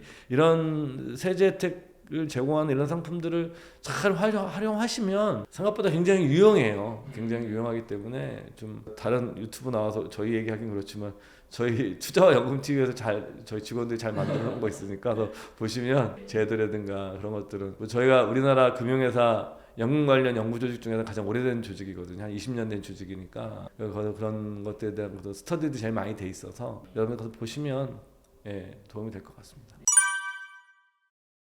이게 이제 사실은 개인의 성격이나 그 다음에 기질이나 갖고 있는 재산의 크기가 많이 달라져요. 근데 제가 뭐 드릴 수 있는 말씀은 굉장히 교과서적인 얘기인데 나이가 좀 30대, 20대, 30대 좀 어리신 거잖아요. 뭐 그분 입장에서 드셨지만 이게 살아갈 날이 더 많으신 분들이잖아요. 살아온 날보다. 살아갈 날이 많으신 분들은 리스크 테이커가 돼야 돼요. 수용자가 돼야 돼요. 회피자가 되면 안 돼요. 그러니까 리스크 수용자가 되는 가장 심플한 방법은 자꾸 이게 그 상품 시장이 아닙니다. 시장을 통째로 사는 거예요, 미국 시장. 가장 쉬운 방법이에요. 뭐 나스닥 100의 형태가 됐든 여러분들께서 뭐 S&P 500이 됐든 뭐 VOO가 됐든 뭐 이런 식의 사실 상품이 아니거든요. 냉정히 보면 상품이 이건 시장이지 상품이 아니에요. 자꾸 그러니까 저희가 뭐 상품 추천도 있는데 그게 아니라 그냥 시장이에요, 시장. 주식이라는 시스템을 사는 거예요. 그렇게 이해를 하셔야 돼요. 원래는 원론적으로는 우리가 S&P 500이나 VO나 뭐 이런 걸 산다는 것 자체는 뭐냐면 미국이란 자본주의 시스템을 내가 사는 거예요. 그래서 그렇게 보시는 이게 그래서 상품이 아니. 그래서 이게 존 보글이 이런 인덱스의 아이디어가 굉장히 혁명적인 아이디어인 거예요. 단순하게 상품을 넘어서서. 그래서 시스템을 가장 내가 리스크 테이킹을 할 수 있는 가장 심플한 방법은 자본주의 시스템을 사는 겁니다. 그러면 여러분 어느 나라 자본주의 시스템을 사시겠습니까? 그렇게 접근하시는 것이 가장 소위 말하는 기본. 내가 더 리스크 테이크 하는데 나는 두 번째 제가 아까도 말씀드렸던 쓸 방법이 난 그런 건 어렵지만 지금부터 나는 캐시플로우가 나오는 자산인데 단순하게 캐시플로우만 나오는 게 아니라 성장하면서 캐시플로우를 만들어낼 수 있는 자산을 나는 사겠어. 그럼 뭐 배당 성장하는 그런 ETF 같은 게 많이 나와요. 월 배분형 이런 것들을 계속 사서 나가서 모아라. 그것도 리스크를 테이킹하면서 자산의 가치를 증식시키는 건 손쉬운 방법이거든요. 복잡하지 않고. 그게 이제 우리나라 나와 있는 배당 다우 지수 월 배분형 이런 식으로 미국의 이제 슈드라고 그래서 그 찰스 슈왑에서 만든 그 SCHT라는 그 ETF를 복제하고 와서 한국에서도 지금 굉장히 개인 투자분들 많이 갖고 계신데 저는 그런 것도 굉장히 좋은 자산군이라고 보거든요. 왜냐하면 3.5% 정도의 배당을 꾸준히 받아가면서 배당은 매년 성장하고 그리고 기업들도 배당 예측한 기업들로 구성되어 있고 제가 상품 추천을 하니까 내가 뭐냐면 여러분들께 배당 성장하는 것을 내가 주식을 고르면 능력이 되지 고르는 게 더 수익률이 좀 분명히 좋아요. 근데 나는 그럴 능력이 안 되는 사람들은 배당 성장을 충실하게 할 수 있는 그런 자산군을 내가 ETF 묶음이니까 그런 묶음을 내가 사서 갖는 것도 한 가지 방법이거든요. 그런 두 가지 형태의 자산이 저는 가장 기본적인 출발이라고 봐요. 젊으신 분들이. 그다음에 내가 그다음부터 이제 아까도 왔었지만 더 하시는 분들은 응용 심화편 가시면 뭐 국가도 좀 뭐 더 분산도 하고 투자 대상도 더 좁혀서 가기도 하고 그런 거 필요한데 내가 2단계까지는 능력이 안 되지 모르겠다 그러면 이 두 단계를 해도 충분하다. 충분히 리스크 테이커가 가능하다라고 좀 보고 있는 거죠. 이런 분들은 이제 그때부터 생각해 보셔야 돼요. 그러니까 우리가 노후 재무 설계의 핵심은 그 말로 표현하면 심플한 거예요. 죽을 때까지 현금 흐름이 나오면 되는 거예요.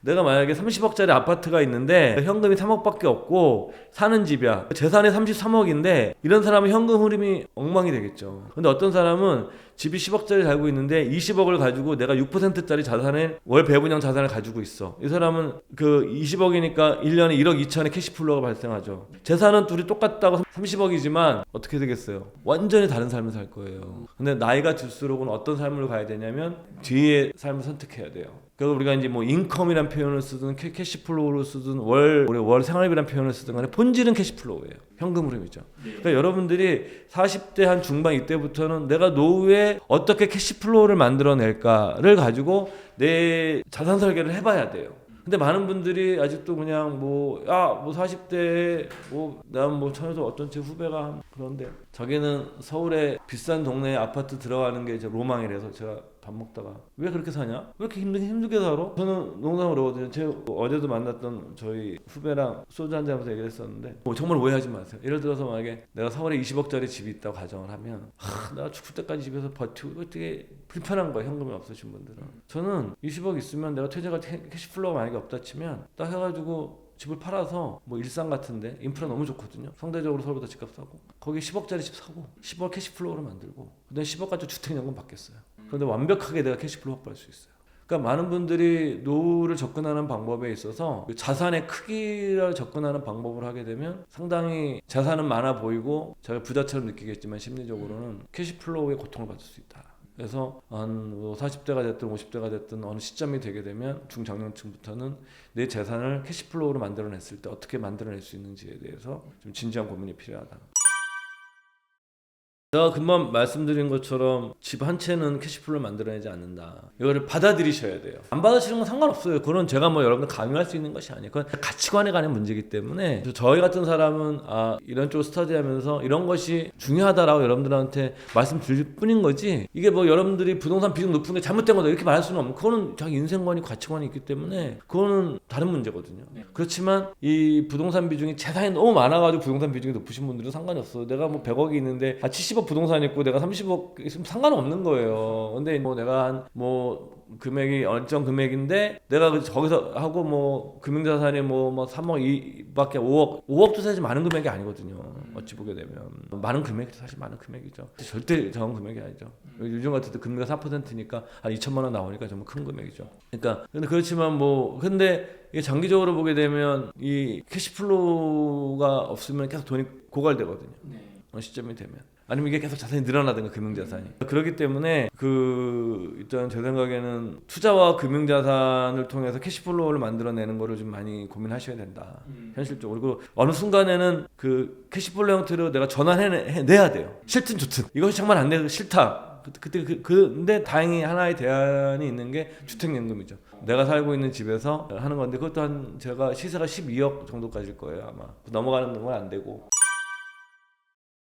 일종의 대출이에요, 대출. 내 집을 대출로 해서 매월 생활비를 받는 거예요. 주택연금은 이자라는 개념보다 비용이 되겠죠. 비용이 좀 적은 편은 아니에요. 근데 우리나라 주택연금은 결정적으로 엄청난 장점이 하나 있어요. 죽을 때까지 줘요. 한국에서 죽을 때까지 장수 리스크죠. 장수 리스크를 완벽하게 해지할 수 있는 자산군은 세 개밖에 없어요. 우리가 만들어지는 국민연금, 그 다음에 보험회사의 종신연금. 근데 보험회사의 종신연금은 인플레이션 해지가 안 됩니다. 민간회사이기 때문에. 세 번째가 주택연금, 딱 세 가지밖에 없어. 아파트 금액에 따라서, 아파트 가격에 따라서, 주택 가격에 따라서, 그 다음에 받는 나이에 따라서 연세가 좀 있으시면 당연히 산출하는 기간이 짧아지니까 하는 데서 뭐 정확한 주기분 예측할 수 없지만 평균치하고 계산을 하죠, 우리가 기본적으로. 그래서 이렇게 되면은, 그래서 예를 들어서 12억 이하의 주택을 가지신 분들은, 뭐 현금이 많지 않으신 분들은 사실 주택연금으로 해서 캐시플로우를 확보하고, 그리고 사망하시면 남은 그것은 자식들이 상속이 이루어지거든요. 그건 그들이 알아서 할 일이고, 가입 시점의 금액에 따라 그냥 주는 거죠. 그때 한번 결정되면 계속, 나중에 만약에 집값 오르면 해지하고 또 다시 하고 이런 방법도 있는데, 그거는 제 생각에는 그냥 사시는 게 낫죠. 그리고 국민연금 받으시니까 이거 받고 국민연금 받고 그렇게 되면은 아마 대충 주택연금 받으시는 분들이 70대 이후에 많이 받으시거든요. 60대부터 버티시다가 70대 넘어가면서부터 그때부터 이제 받으셔서 국민연금도 나오시기 때문에, 지금 노인이 되시는 분들은 과거 세대보다 국민연금 금액이 많아요. 그렇기 때문에 제 생각에는 주택연금이 뭐 집 사이즈에 따라 다르겠지만 가격이나 그거에 대해서 대충 어느 정도 해지는 할 수 있지 않느냐라고 생각을 합니다. 사실 제일 좋은 거는 주택연금 안 받고 내가 죽을 때까지 현금을 확보하는 게 제일 좋죠. 근데 내가 현실적으로 이게 어려우신 분들은 주택연금도 하나의 대안이 될 수 있다는 거죠. 최선책은 아니지만 차선책은 될 수 있다는 거죠. 사실 쉽지 않죠. 왜냐면 우리가 지금 청년 세대들은 과거와 같은 저금리는 아닌 것 같아요. 그러니까 이제 2000년대 이후에 우리나라는 80년대죠. 한 60년대부터 시작한 거죠. 사실은 본격적으로 된 게 2000년대 들어니까 2000년대부터 지금까지 금리가 드라마틱하게 떨어졌거든요. 그러니까 금리가 많이 떨어졌기 때문에, 금리가 오르면 떨어지면서 주식, 부동산, 채권 다 좋았어요. 한 2000년부터 지금 돌이켜 생각해보면 한 20년간의 과정은 정말 자산 투자에 정말 행복했던 시기로 기억이 될 것 같아요. 주식을 들고 있었던, 부동산을 들고 있었던, 버티기만 했으면 다 벌었어요. 우리가 전통자산 다 벌었어요. 여기에 또 어떤 분들은 비트코인까지 벌었으니까 다 벌었어요. 그게 뭔가 우리가 이제 어떤 풍경이죠. 그림이 조금 바뀌는 게 아닌가. 금리가 뭐 아주 높으냐 제가 뭐 예측할 수는 없지만, 과거같이 이렇게 이지머니라고 그러는데 싼 돈의 시대는 아니지 않느냐. 그 다음에 저성장이 되면, 저성장이라는 게 뭐냐면, 이게 제가 쓰는 표현 중에 하나는, 저성장은 이 꿈을 거세하는 사회거든요. 그러면 이 저성장, 그러면 사람들이 말이죠, 꿈을 가져라 그러는데, 사실은 저는 꿈이라는 것 자체를 자본주의 사회이기 때문에, 물론 저와 공감하지 않는 분들이 많이 계실 거지만, 제 생각에는 그들이 자산을 소유해서 경제적으로 더 나은 삶을 살 가능성을 높여줘야 된다고 보는 거거든요. 그런 가능성이 많이 줄은 거죠, 과거보다. 그래서 최근에 이제 부동산은 제가 보기에는, 저와 또 의견 다르신 분도 많겠지만, 아주 정말 뛰어난 사람 소수를 제외하고는 과거와 같이 주택으로 돈 벌 수 있는 시대는 이제 더 이상 오지 않을까? 그러니까 젊은 세대들이 과연 특히 서울 수도권의 서울 지역의 아파트를 자기 능력으로 살 수 있는 시대가 올까? 저는 회의적이에요. 그러면 남은 게 뭐냐? 주식이에요. 근데 한국 주식시장은 기본적으로 소액 주주들이 자산을 축적하게끔 제도와 기업들이 노력을 했을까? 아닌 거죠. 미국 같은 경우는 지금까지는 미국의 나스닥 100이나 S&P 500을 사실 시장에 투자하셨던 분들은 어느 정도 자산 축적이 됐고, 젊은 세대들이 이렇게 나온 것들은 굉장히 잘했다고 생각해보는데, 한국이기 때문에 한국에서도 그 국장을 통해서 자산을 축적할 수 있다는 믿음을 사회가 주지 않는다면 어렵다. 그래서 최근에 주저하는 논의가 되는 것은 굉장히 중요하다고 봐요. 중요하고 이루어져야 되고. 왜냐하면 부동산으로, 지금까지는 부동산을 통해서 자산 축적의 꿈을 이뤘거든요. 저희 세대도 그랬고, 저희 선배 세대들은 더 했고, 요즘에 베이비 세대로 표현되는 사람들은 그런 과정을 통해서 주택이라는 자산을 통해서 자기의 꿈을 이뤄나가는, 경제적 꿈을 이뤄나가는 사회였었습니다. 근데 그것이 막히고 저성장이 되고, 그러면 그런 꿈들을 만들어줘야 되는데 지금 어떻게 할 거냐. 그러니까 이런 거 보면 쉽진 않죠. 그림들이 난이도가 좀 많이 올라가 있는 거죠. 그래서 이러기 때문에 개인 젊은 세대 분들은 자산 배분에 대한 생각들을 많이 하고 사셔야 돼요. 저희 세대보다도 훨씬 더. 그래서 저는 젊은 세대 분들이 미장 투자하고 굉장히 저는 긍정적으로 보는 사람이에요. 긍정적으로 보고, 그리고 한국 경제가 갖고 있는 소규모 개방제가 갖고 있는 장점이 되기도 하고 취약성도 있기 때문에, 그런 걸 해지하기 위해서도 자산 배분이 이루어져야 되고, 여기에 이제 지금 최근 논의되고 있는 뭐 기업 레벨의 전략이라든가 이런 과정을 통해서 한국 주식을 통해서도 그 자산을 축적할 수 있는 기회가 만들어지는 방향으로 사회가 나간다 그러면 저는 조금 희망이 있을 거라고 보고, 이번에 그 논의가 되면서 유야무야 끝나고 한국 주식시장은 기업들만 좋은 시장이 된다면 더 불편해질 거고, 이런 어떤 과도기가 좀 있는 것 같아요. 그걸 사실 제가 알면 뭐 제가 어떻게 알겠습니까? 그런 거는 솔직히 빨리 부자가 되는 법, 빨리 돈 모으는 법, 뭐 이런 것들 많이 하는데 이런 말씀드리기 뭐하지만 저는 빨리 부자가 되는 법을 설파하는 사람들을 믿지 않아요. 신뢰도 하지 않고 기자 시절부터 그런 걸 설파했던 사람들 중에 정말 잘 되는 사람 별로 보지 못했기 때문에 저는 아예 신뢰를 하지 않습니다. 빨리가 부자 되는 법은 없어요. 그걸 아시면 여러분들 이미 다 부자가 된 거고요. 그래서 빨리 부자가 되는 법을 얘기하는 분들을 저는 신뢰도 하지 않고, 그리고 뭐 이제 워렌 버핏의 스승이자 이제 현대 증권분석의 아버지인 벤자민 그레엄도 얘기하지만 월가에서 월스트리트죠. 그래서 빨리 부자가 되는 법을 얘기하지만 그런 방법은 없다. 라는 얘기를 했거든요. 이유가 있는 거죠. 그런 대가들이 그런 얘기를 했던. 그래서 여러분들이 저는 선택하는 건 뭐냐면은 빨리가 부자가 되는 법은 모르겠지만 천천히 부자가 되는 확실한 방법은 있다라는 거예요. 이것도 공식이죠. 우리 모든 사람들이 월급쟁이인 경우라면 저 같은 사업하시는 분, 사업부터 개념이 달라지는 거예요. 사업 자체는 사업의 성공이 가장 큰 보상 시스템을 가지고 있기 때문에, 왜 요즘은 이제 기업이 성장하게 되면 성과급도 주지만 성과급을 내가 막 한 방에 역전해서 내 인생 바꿀 수는 없거든요. 최고 경영자 몇 분들이나 수십억씩 받으시는 거지, 나머지들은 뭐 많이 받아도 뭐 1년치 받으시는 거잖아요. 1년치만 줘도 와 그러는 거 아닙니까? 네? 저도 1년치 받아봤으면 좋겠는데. 그렇잖아요. 그렇지만 기업의 주가는 10배, 20배 올라갈 수 있는 거죠. 이거를 9배를 해. 그러니까 사업이란 것 자체가 망하면 꽝이지만 성공하게 되면 어마어마한 보상을 받을 수 있는 시스템이 장착되어 있는 거예요. 근데 월급쟁이는 다른 거죠. 기본적으로. 그걸 저는 구별하는 게 굉장히 중요하다. 예? 사업을 많이 해서 부동산 사서 부자가 되는 법을 내가 따라할 수는 없는 거예요. 다른 영역이에요, 이거는. 같은 부동산 사더라도. 예, 그래서 딱 다 알다시피 소위 말하는 우리가 갖고 있는 자산은 두 가지죠. 근데 인적 자산이 있는 거죠. 내가 노동력을 제공해서 나의 가치를 사주는 거죠. 내가 갖고 있는 능력을 사주는 그런 인적 자본을 성장을 시켜서 내가 이제 받는 근로소득 같은 것들이죠. 두 번째가 우리가 투자 자산, 이 두 가지의 축이 있는 건데, 그럼 이 두 개 상관관계면 이것도 아시는 거예요. 월급쟁이는 매월 나오는 월급에서 일정 부분을 내가 투자 자산으로 옮겨서 세월이 지나면서 투자 자산이 내 근로소득보다 더 많아지도록 이 구조를 짜 나가는 게 모든 월급쟁이들이 만들어 나가야 되는 자산 구성의 공식이에요. 그렇죠. 이거를 바꿀 수 아무도 없어요. 그러면 여러분들이 뭐냐면, 그러면 내 인적 자본에서 받는 근로소득에서 받아들이는 돈 중에 몇 퍼센트를 투자하시겠습니까? 이 질문에서도 답변할 수 있어야 돼요. 먼저 내 월급의 몇 퍼센트를 저축하고 투자하실 수 있습니까? 이걸 결정하셔야 돼요. 나는 투자할 돈이 어딨어, 나한테 쓸데없는 소리 하지 말고 마이너스 통장 왕창 받아서 어디다 사야 돼, 이 얘기만 해줘. 그러신 분들은 그렇게 하세요. 저는 그런 방법도 모르고 알 수도 없고 그런 능력도 안 되는 사람이고, 저는 그냥 우리가 평범하고 소박한 사람들이 내 받은 매 생활 월급의 몇 퍼센트를 내가 떼어낼 수 있는 거를 결정을 해서 그 돈을 가지고 이거를 내 투자 자산을 조금씩 늘려나가는 거죠. 젊어서부터. 저는 뭐 이렇게 투자에 뛰어난 사람이 아니어가지고, 지만 저는 이렇게 며칠 전에도 후배들이랑 만나 그런 얘기를 했는데, 내가 살면서 잘한 것 중에 하나는 기자생활 초창기에 투자 잘하는 사람들을 만났는데, 나와 다른 인간들이구나, 내가 저들만큼 할 수 없겠구나 하는 거를 빨리 깨우친 거다. 그래서 내가 선택한 방법은 그들처럼 할 수 없기 때문에 적립식 투자를 저는 20년 넘게 하고 있어요. 적립투자 상품이 한국에 나온 다음부터 한 달도 빼먹은 적이 없어요.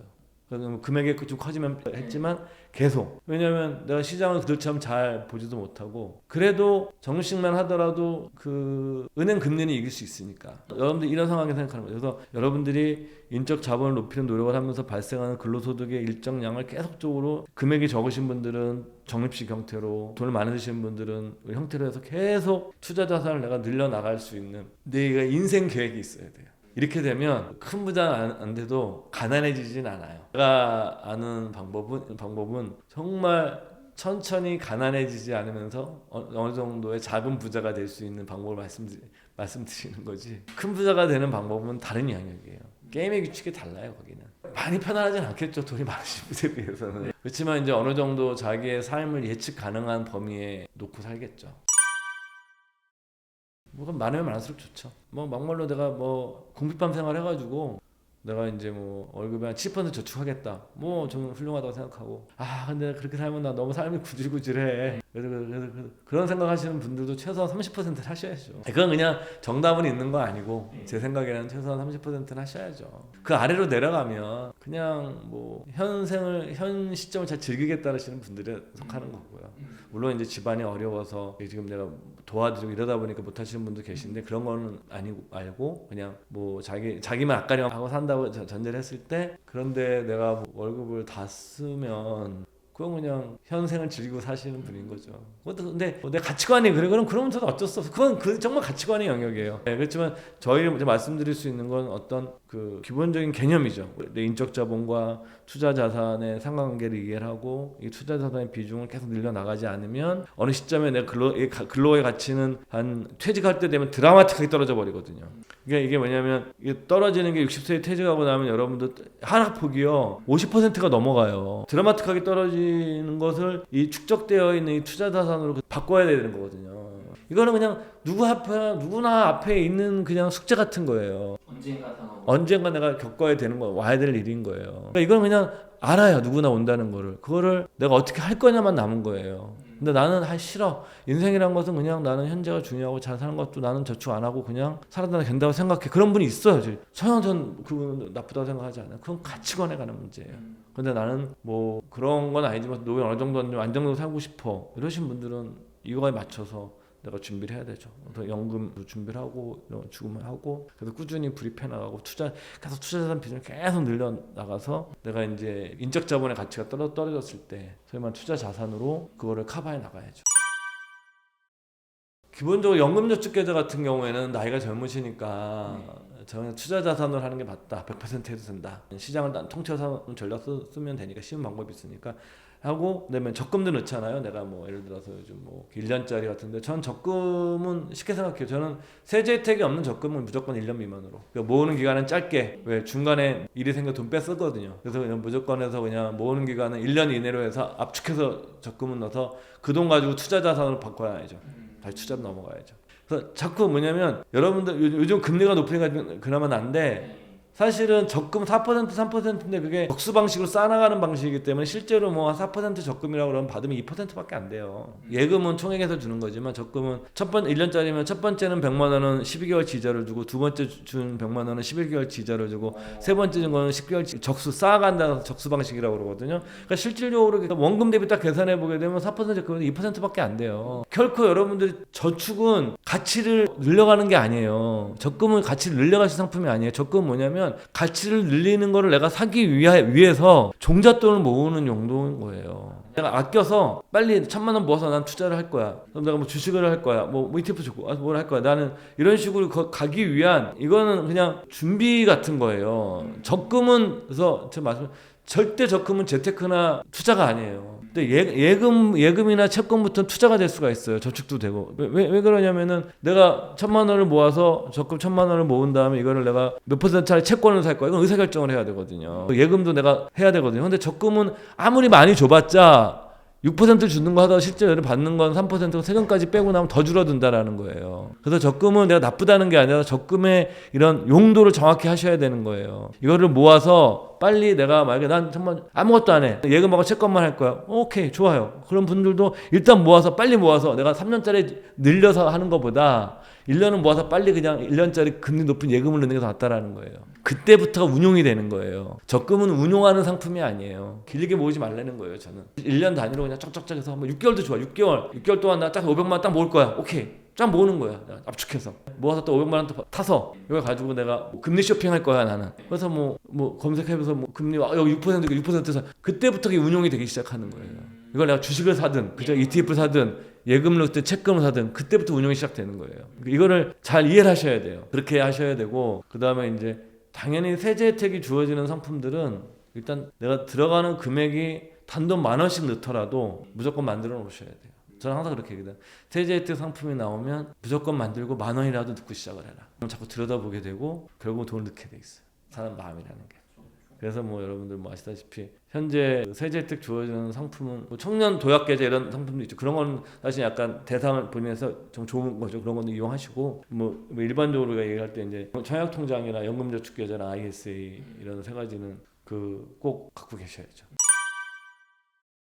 그게 이제 많이 어려워진 거죠. 그게 사실은 많이 어려워진 거고 사실은 그게 현재 그 요즘 뭐 신혼부부 뭐 저리대출부터 해서 막 이렇게 뭐 신생아 있는 집들을 하고 있는데 그게 참 쉽지가 않아요. 사실 그거에 대한 저도 정답이 없어요. 내가 뭐 막말로 부모님들이 많이 물려주시면 정답이 생기죠. 근데 이제 부모님의 도움을 하나도 받을 수 없는 경우에는 사실은 쉽진 않죠. 그런 경우에 이제 제가 생각하는 방법은 이제 완벽한 방법은 아니지만 집을 마련하는 방법 중에 하나는 주거와 이제 거주를 분리하는 방법도 있죠. 집값과 전세값이 차이가 근데 사실 이것도 너무 비싸져가지고 서울 같은 데는 옛날에는 이런 방법을 활용해서 내가 집을 사놓고 저도 그랬었으니까 저도 전세값과 집값의 갭이 줄었을 때 전세 끼고 집을 사놓고 그때 돈이 많지 않으면 딴 지역에서 딴 데 살다가 돈을 모아서 이렇게 들어가고 이런 식의 방법을 썼었는데 지금은 사실 그 방법도 쉽진 않아요. 이게 그래서 이게 이 사실 주택 문제를 어떻게 사회가 풀 거냐 이거에 대해서는 제 전문가도 아니고 잘 모르겠습니다. 근데 한 가지 확실한 거는 확실하다기보다는 제가 생각하고 있는 건 이제 이런 주택이 과거와 같은 수익률을 주기는 어렵지 않을까. 그래서 저는 오히려 직원들한테 어떻게 얘기하냐면 너무 집 고민하지 말고 현실적으로 여건이 되면 월 100만 원씩 30년 생각하고 S&P 500 사라 그냥. 그리고 그냥 잊어버려라 그냥. 자동이체 걸어놓고 100만 원이면 50만 원씩 놓고서 한 30년 생각한다고 잊어버려라. 그럼 나중에 내가 집은 좋은데 못 살 수 있지만 캐시플로우는 불편하지 않을 거다. 그렇게 접근하는 거 어떤 걸 선택하냐면 그러니까 우리 때는 둘 다 할 수 있었는데 그 직원들한테 너희 세대는 둘 다 취하기가 쉽지 않다. 아주 돈을 많이 벌지 않는 이상은. 근데 그럼 어떤 것이 더 현실적이냐 내 미래를 위해서 나는 이제는 집도 집이지만 내가 월 100만 원 정도로 나의 미래의 리스크를 줄일 수 있는 수단을 있다면 그걸 선택하는 것이 지금은 나쁘지 않은 선택이라고 본다. 그러니까 베스트는 없다. 내가 보기엔 베스트는 내 집도 그러고 다 그런 거 집도 사고 내가 원하는 지역 들어가고 그래서 내 노후 준비하는 거잖아요. 그런 베스트가 되게 어려워졌다라고 이제 얘기를 하죠. 이것이 뭐 또 다른 분들은 분명히 대안이 있으실 거예요. 근데 저는 사실은 거기까지는 시간이 짧아서 거기까지는 솔직히 없고 그래서 저희 직원들한테 하는 젊은 직원들한테 하는 얘기입니다.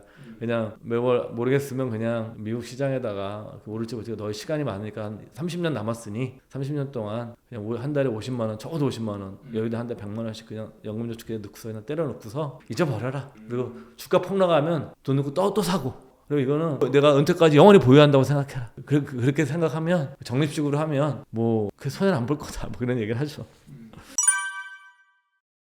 질문지 중에 그런 게 있었어요. 그 돈을 많이 버는 사람의 특징이 있나요? 근데 사실은 이건 뭐 특징이라고 저도 예전에 이런 비슷한 제목의 책을 쓴 적이 있긴 하지만 사실은 그런 거보다는 어떤 태도도 사실은 제가 건방지게 너무 태도가 건방진 것 같은데 제가 생각하면 어떤 마인드라고 그래야 되나요? 저는 한 두 가지 정도 저한테 하는 얘기예요. 저한테도 하는 얘기고 인생에서 불행해지는 방법은 자꾸 남과 비교하는 거예요. 확실해요. 불행해지고 싶으면 남과 비교하는 습관을 들이셔야 돼요. 근데 이 남과 비교를 해서 내가 경쟁의식으로서 잘 살아야 되겠다라는 마음이 안 생기는 비교는 다 불행하게 만들어요.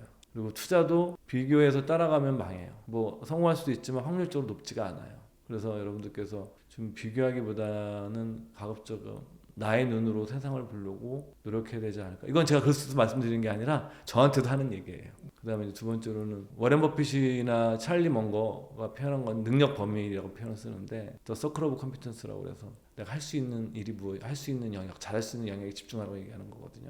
근데 사실은 능력 범위라는 말인데 다른 말로 표현하면 주제 파악이에요. 자기 자신을 좀 알려고 노력해야 돼요.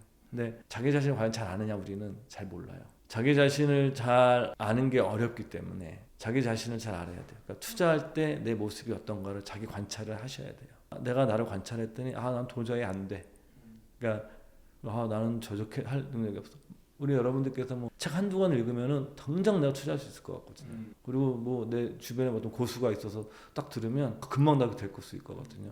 절대 그런 일이 일어나지 않아요. 일어나시는 분들 계시죠. 숨겨진 재능이 발견되는 분들 간혹 있지만 대다수는 그렇지가 않아요. 그래서 그런 것을 여러분들 눈에 쉬워 보이면 그것은 쉬운 것이 아니에요. 그래서 내 꼬락선을 잘 알아야 돼요. 투자할 때 난 이런 걸 못해 라고 여러분들이 할 수 있다고 생각하지 말고 내가 못하는 게 뭔지를 많이 생각해 보셔야 돼요. 투자에서. 그래서 딱 판단이 되면 안 된다. 그래서 저 같은 결론 내리신 분들이 선택할 수 있는 방법은 시장에 적립식 투자하는 거. 그런 의사결정을 내리면 여러분들의 삶이 불편해지지가 않아요.